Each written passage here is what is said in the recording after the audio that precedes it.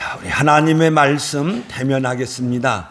오늘 대면할 하나님의 말씀은 요한복음 16장 1절에서 4절에 있는 말씀입니다. 자, 우리 앞에 참고하시고 우리 다 같이 읽도록 하겠습니다. 자, 읽겠습니다. 내가 이것을 너희에게 이름은 너희로 실족하지 않게 하려 함이니 사람들이 너희를 출교할 뿐 아니라 때가 이르면 너희를 죽이는 자가 생각하기를 이것을 하나님을 섬기는 일이라 하리라. 그들이 이런 일을 할 것은 아버지와 나를 알지 못함이라. 오직 너희에게 이 말을 한 것은 너희로 그 때를 당하면 내가 너희에게 말한 것이 기억나게 하려 함이요. 처음부터 이 일을 말하지 않는 것은 내가 너희와 함께 있었음이니라. 아멘. 그날 밤에 예수님께서 제자들과 유월절 만찬을 나누시고 이제 길게 하나님의 뜻을 전하였습니다. 그래서 요한복음 13장에 보면 이제 그날 밤에 일어난 일을 그날 밤에 예수님께서 당신이 떠나가실 것을 아시고 자기 백성들을 사랑하시되 끝까지 사랑하시니라 이렇게 기록하고 이제 예수님께서 행하신 일을 쭉 기록하고 있습니다. 그리고 요한복음 14장은 너희는 마음에 근심하지 말라. 하나님을 믿으니 또 나를 믿으라. 이렇게 말씀하시면서 이제 위로의 말씀을 많이 하셨습니다. 그리고 15장은 나는 포도나무요 내 아버지는 농부라 또 너희는 가지라 이렇게 말씀하시면서 교훈을 주로 말씀하셨습니다. 그리고 이제 오늘 이제 16장에 이르렀을 때에 예언으로 전환되어집니다. 여러분 우리가 주목해야 할 것은 요한복음에는 마지막 대환란이나 재림 그리고 심판과 같은 그런 종말에 관한 예언이었습니다. 공관복음서에는 그것으로 마지막으로 해서 이제 말씀을 하고 이제 예수님이 십자가에 죽으신 장면을 기록하고 있는데 요한은 그것을 기록하지 않고 다만 보혜사로 성령 하나님이 오시는 것을 쭉 기록하고 마무리를 해요. 그래서 요한복음은 삼위일체신 하나님께서 하실 일들을 쭉 이렇게 이제 증언하고 있습니다. 이제 그런 가운데서 이제 예수님은 요한복음 16장에 가서 이제 1절에 보면 내가 이것을 너희에게 이름은 이렇게 말씀을 하셨어요. 예수님께서 그날 밤에 내가 너희에게 이것을 말한다. 내가 너희에게 이것을 말한다를 종종 쓰셨어요. 그날 밤에. 요한복음 15장 11절에 있는 말씀은 내가 너희에게 이것을 말함은 이렇게 말씀하였고 또한 17절에 가는 말씀에 보면 내가 너희에게 이것을 말함은 너희로 서로 사랑하게 하려 함이라 이렇게 자주 말씀하셨어요. 그래서 내가 너희에게 이것을 말한다 하였을 때 예수님은 성도들이 무엇인가를 하도록 그것을 강조하시기 위해서 말씀하고 있습니다. 그러니까 성도들은 어떤 형편에 있든지 서로 사랑해야 된다. 성도는 어떤 경우에 있어든지 평안해야 된다. 그리고 오늘 내가 너희에게 이것을 말한다. 이렇게 말씀하고 있는데 그러면 이것은 뭐냐? 예수님께서 앞에서 어떤 것을 말씀하셨냐면 세상이 성도와 교회를 미워할 것이다. 이렇게 말씀하셨습니다. 또한 앞에서 예수님께서 뭐라 말씀하냐면 보혜사로서 성령 하나님께서 임하실 것이다. 이렇게 말씀을 하셨습니다. 말씀하시면서 내가 너희에게 이것을 말함은 너희로 실족하지 않게 하려 함이라. 이렇게 이제 내가 이것을 너희에게 말했는데 너희에게 넘어지지 않도록, 믿음에서 떨어지지 않도록 하기 위해서 내가 이 말을 했다. 이렇게 말씀하고 있습니다. 그러니까 실족은 믿음을 떠나는 거예요. 믿음을 위태롭게 하는 거예요. 그러니까 세상이 성도나 교회를 미워해서 성도로 하여금 믿음에서 떠나도록 만든다는 것입니다.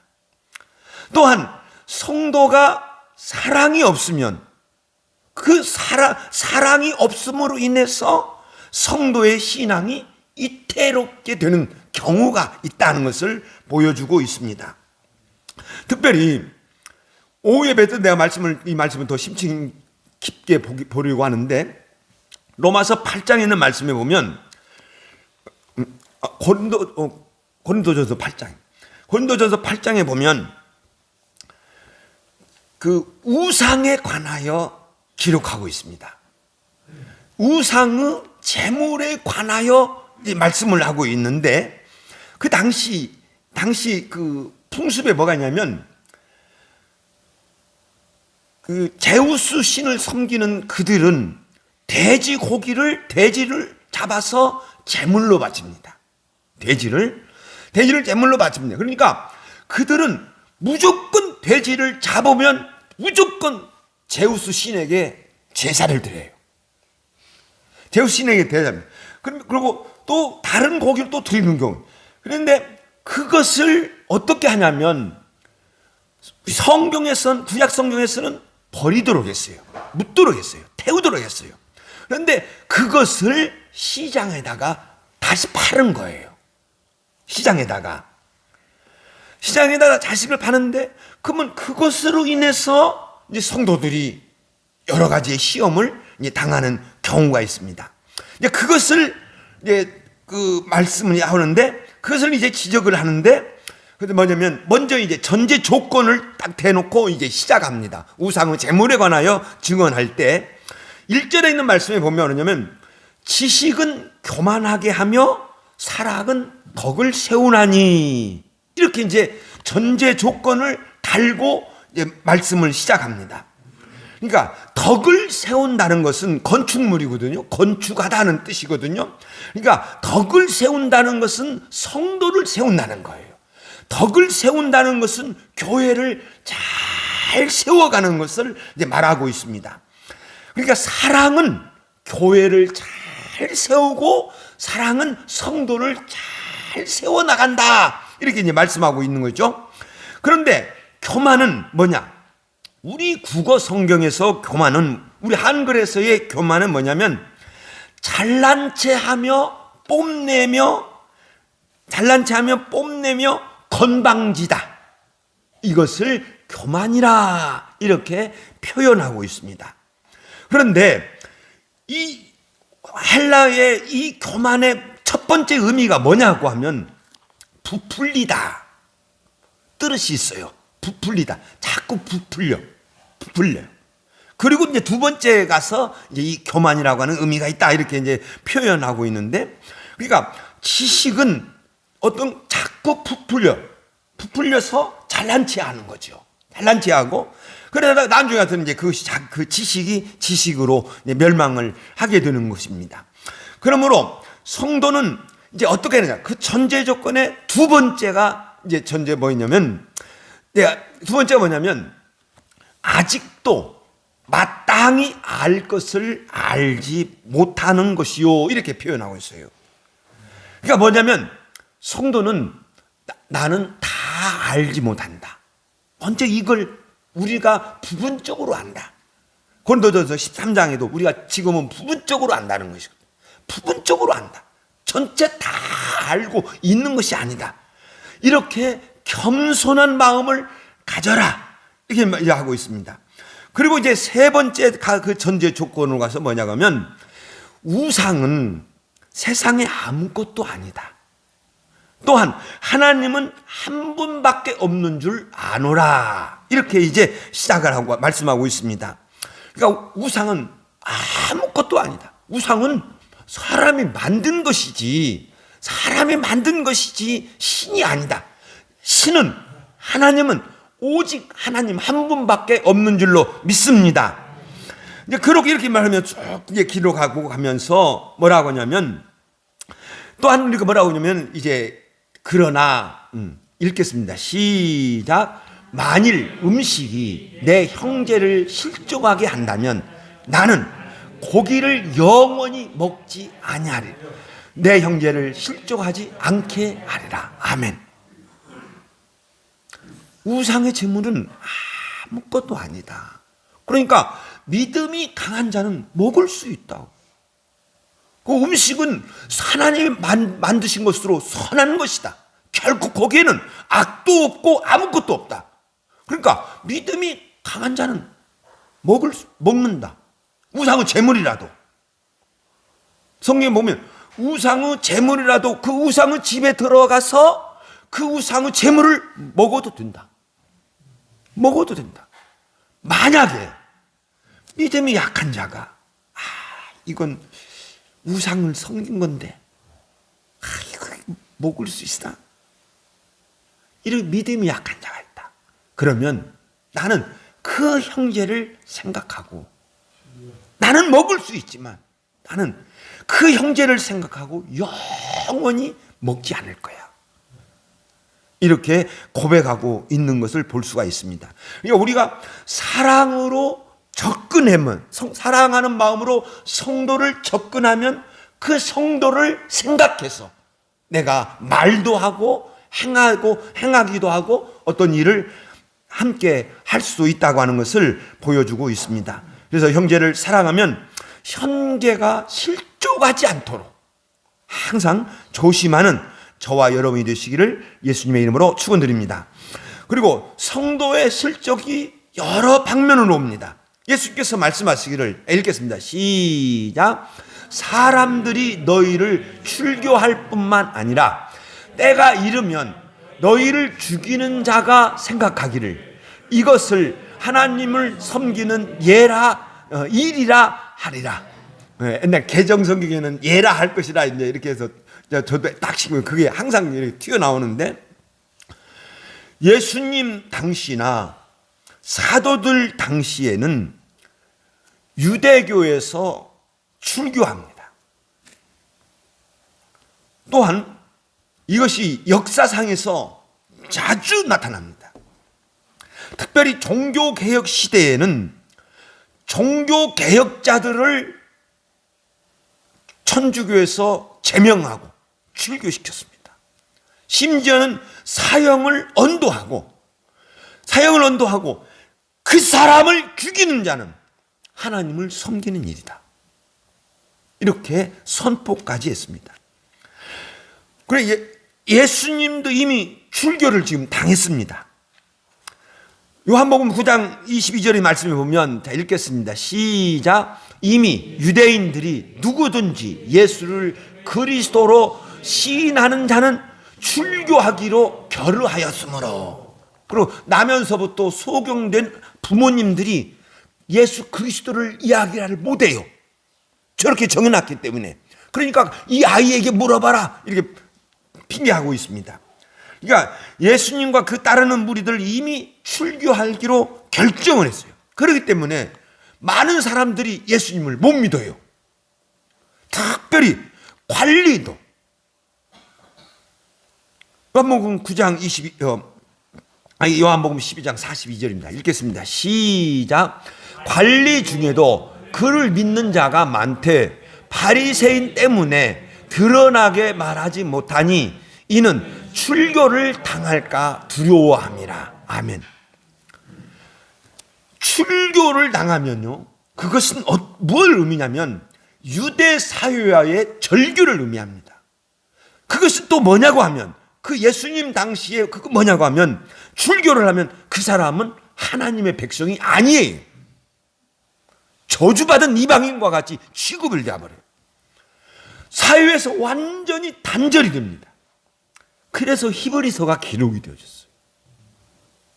히브리서가 그래서 기록이 되어진 거예요. 그래서 출교는 참으로 무거운 형벌입니다. 이런 출교를 출교를 당하게 될 것을 염려하고서 믿음에서 떨어지는 일들이 있다. 그런데 심지어는 예수께서 말씀하셨죠. 때가 이르면 이는 죽이기까지예요.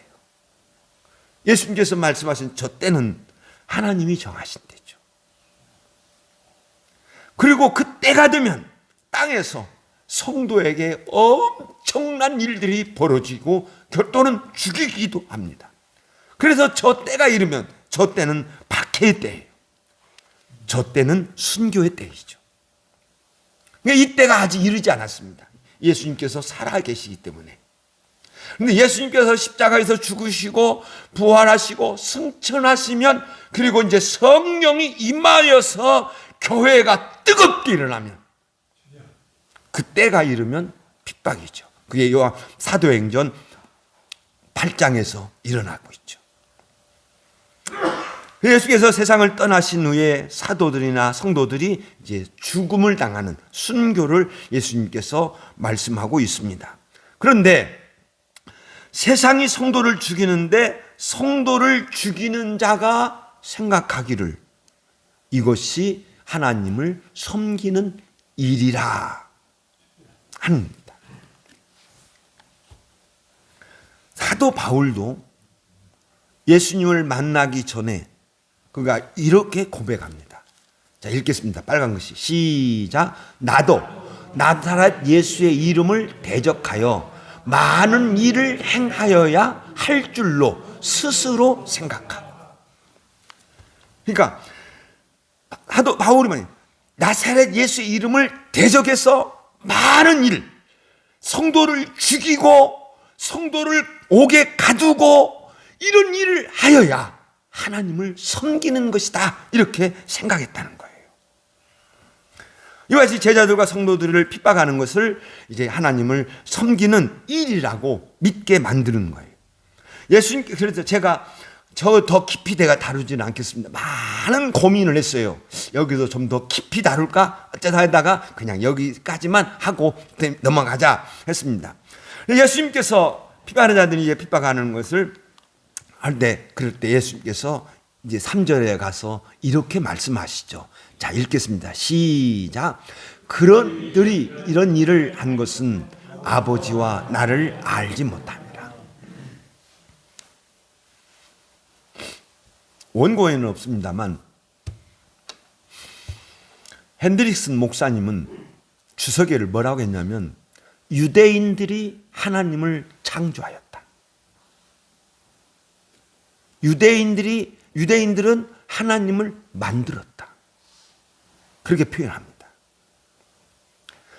그들의 그 생각 속에 유일신, 이게 꽉 박혀 있었어요. 그래서 하나님 외에는 신이 없다. 그러니까 예수님께서 서기관들에게 질문합니다. 야, 어찌하여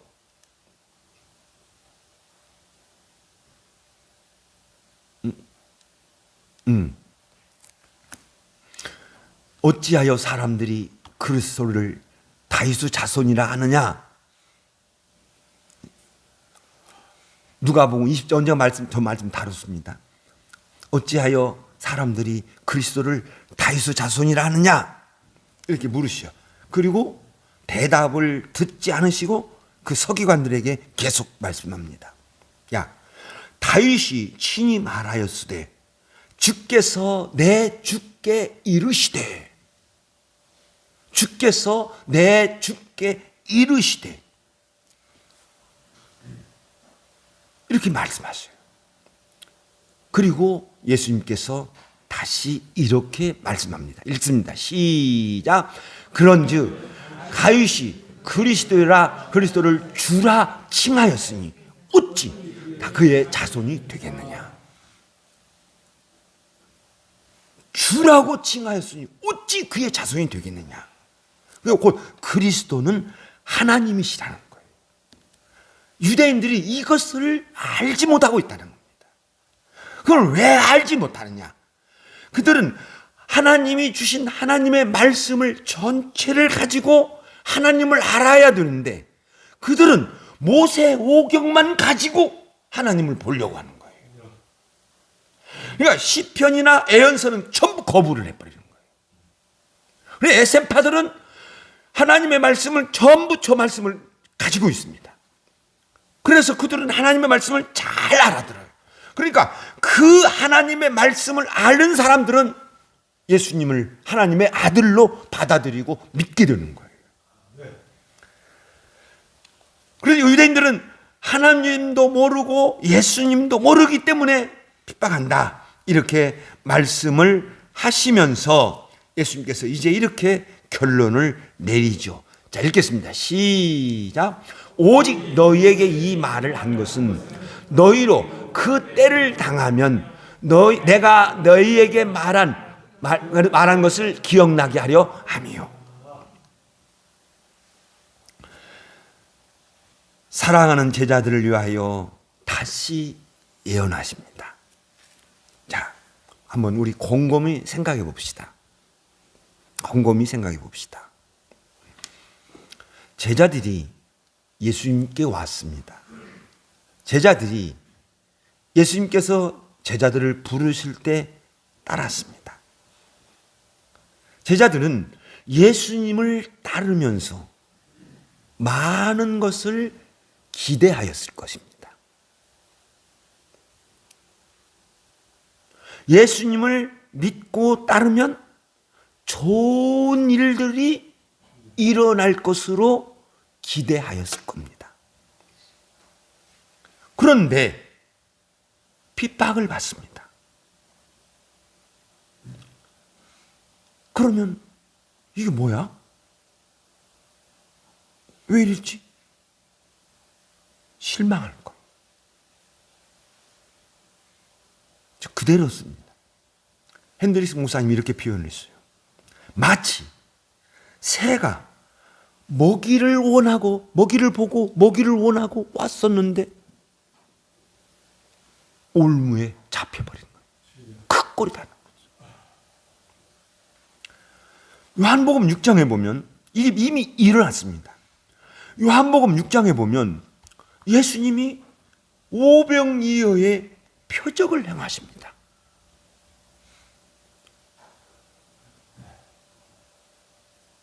오병이어의 표적을 하니까 그 있던 사람들이 5천 명의 사람들이 예수님을 붙잡아서 왕으로 세우려고 합니다. 그러나 그때 예수님은 그들을 피하여 산으로 가십니다.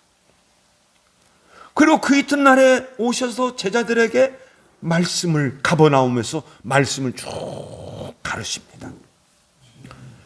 그 떡맛을 보았던 그들이 예수님께 와가지고 주여 이 떡을 우리에게 항상 주소서. 항상 달라는 거예요. 그때 예수님은 떡이 예수님의 몸이라는 것을 말씀하시고 음료가 예수님의 피라는 것을 말씀을 하셔요. 요한복음 6장에 있는 말씀은 굉장히 어려운 말씀입니다. 성령으로 인도함 받지 않고는 이해할 수 없는 말씀을 하셔요. 그러니까 그들이 말씀이 어렵다 하면서 많은 사람이 떠나가고 다시 그와 함께 다지니 아니하니라. 지금 제자들에게도 저와 같은 일들이 일어난다는 겁니다. 그러니까 예수님은 제자들에게 당할 일들을 이야기합니다. 좋은 것을 이야기하지 않으시고 너희들 박해를 받을 거야? 너희들 심지어는 죽이기까지 할 거야? 너희들 세상이 너희를 미워할 거야? 세상이 너희도 박해할 거야? 사람들이 내 이름으로 말미암아 이 모든 일을 너희에게 할까야? 야, 너희도 세상이 출구할 뿐만 아니라 때가 이르면 너희를 죽일 거야. 이런 말씀을 지금 예언하십니다. 제자들에게 이런 일들이 일어날 때,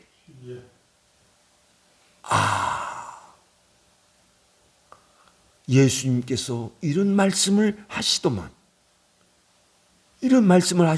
지금 우리 앞에서 일어나고 있구나. 이렇게 생각하면서 성령 하나님이 그들을 강하게 붙잡고 인도하실 때 그들은 더 강해집니다. 이런 현상은 기독교 역사에서 더욱더 분명하게 나타납니다. 아무리 빗다 그래도 그들은 더욱더 강한 신앙을 가지는 겁니다.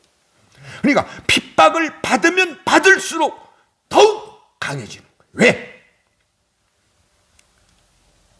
성령 하나님께서 임하셔서 그 성도들을 이끌어 가시기 때문에 환경을 이겨버리는 거예요. 환경을 이겨버리는 거예요. 신앙은 환경을 이겨야 한다. 시작. 신앙은 환경을 이겨야 한다. 성령으로 충만한 사람들이 고백합니다. 어떻게 고백하느냐? 우리 읽겠습니다. 시작. 우리가 알거니와 사랑하는 자 곧 그 뜻대로 부르심을 입은 자들에게는 모든 것이 협력하여 선을 이루느니라. 아멘. 탁 선언해버린 거예요. 내가 이런 일을 당한다 할지라도 하나님이 나를 사랑하시기 때문에 내가 모든 일들이 협력하여 좋은 것을 만들어 갈 거야. 이렇게 선언을 합니다. 또 이렇게 선언하죠. 읽겠습니다. 시작. 그러나 이 모든 일에 우리를 사랑하시는 이로 말미암아 우리가 넉넉히 이기느니라. 할렐루야. 성령 하나님이 꽉 붙잡고 가면 그래, 이런 일들이 좀 우리를 사랑하시는 우리 예수님, 나를 사랑하시는 우리 성령 하나님께서 모든 것을 이기도록 인도하여 주실 거야. 이렇게 선언하면서 간다고 하는 것입니다. 예수님은 제자들을 바라보시면서 아주 애틋한 눈으로 바라보셨을 거예요. 그들이 당할 고난들, 그들이 당할 핍박들을 이렇게 아시면서 그들 애틋한 눈으로 보시면서 이렇게 말씀을 하십니다. 읽겠습니다. 시작. 처음부터 이 말을 하지 않는 것은 내가 너희와 함께 있었습니다. 처음부터 말하지 않았으니까 속인 것으로 알고 있어요. 아니, 예수님은 종종 박해에 관하여 말씀을 하였습니다. 자, 읽겠습니다. 시작. 나로 말미암아 너희를 욕하고 박해하고 거짓으로 너희를 거슬려 모든 악한 말을 할 때에는 너희에게 복이 있나니. 아멘. 핍박을 말씀하셨습니다. 또한 이렇게 말씀하죠. 악한 자를 대적하지 말라. 분명히 제자들에게 악한 자가 나올 거란 말이에요. 악한 자를 대적하지 말라. 또 이렇게 말씀하셨죠. 너희를 핍박하는 자를 위하여 기도하라. 핍박하는 자를 위하여 기도하라. 왜? 우리는 사람을 향하여 싸우는 자가 아니라 악한 영에 대하여 싸우는 성도인 줄로 믿습니다. 그러므로 사람을 위하여 기도할 수 있습니다. 다시 따면 읽겠습니다. 시작. 너희가 내 이름으로 말미암아 모든 사람에게 미움을 받을 것이나 끝까지 견디는 자는 구원을 받으리라. 아멘. 예수님은 분명히 하셨습니다. 사람이 나를 박하였은즉 너희도 박해할 것이요 내 말을 지켰은즉 너희 말도 지키리라. 박해도 받지만 또한 제자들을 따르는 무리가 있을 것을 말씀하고 있습니다. 성도는 세상에서 시련이 있습니다. 나에게도 시련이 있다. 시작. 나에게도 시련이 있다. 아멘. 그러나 넉넉히 이기게 하시는 주님도 함께 계신 줄로 믿습니다. 자, 읽습니다. 시작. 너희가 이제 여러 가지 시험으로 말미암아 잠깐 근심되지 않을 수 없으나. 베드로전서 1장 6절입니다. 너희가 여러 가지 시험으로 인해서 잠깐, 진짜 잠깐요, 잠깐 근심할 수 있다.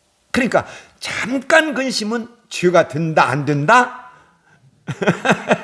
잠깐 근심은 죄가 안 되는 거예요. 잠깐 근심할 수 있습니다. 잠깐 근심하는데 다시 어떻게 표현하느냐? 오히려 크게 기뻐하는도다. 자, 읽겠습니다. 시작. 너희가 이제 여러 가지 시험으로 말미암아 잠깐 근심하지 않을 수 없으나 오히려 크게 기뻐한도다. 할렐루야. 오히려 크게 기뻐한다. 왜 그러느냐? 이제 이게 7절에서 이렇게 기록하고 있죠. 자, 읽습니다. 시작.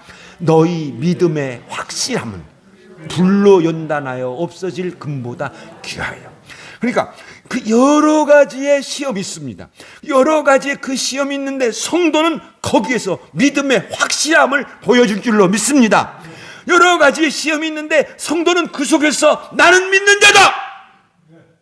말을 통하여, 행동을 통하여, 모습을 통하여 세상에 보여줄 줄로 믿습니다. 저 믿음은 정말 귀하다. 저 믿음은 정말 귀하다. 왜? 처음부터 끝까지 읽겠습니다. 시작.